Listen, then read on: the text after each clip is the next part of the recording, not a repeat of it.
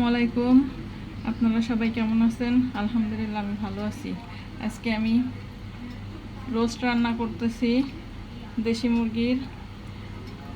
আগে মশলাটা কষিয়ে নিয়েছি, পেঁয়াজ বেরেস্তা করে মাংসগুলা ভেজে নিয়েছি, একটু লবণ দিয়ে একটু ঝালের গুঁড়া দিয়ে ভেজে নিয়েছি। এরপরে আমি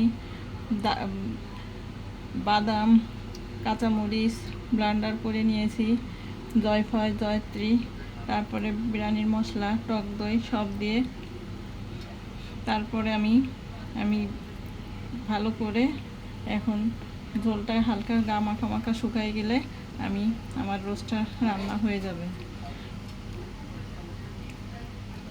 স্বাদ মতো সব কিছু দিয়ে আমি রান্নাটা করে নিয়েছি। বিরিয়ানির মশলা টসলা সব কিছু দিয়ে আমি সুন্দর মতো, আমার চ্যানেলে রোস্ট আসছে বলে আমি আর রোস্টটা পুরাটা দেখাইতে পারলাম না, আমি এইটুকুই দেখালাম।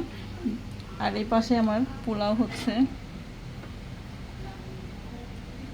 আমার ছেলের বায়নার আজকে আমি রোস্ট পোলাও খাবো, তাই আমি রান্না করতেছি। ভালো থাকবেন, আল্লাহ হাফেজ।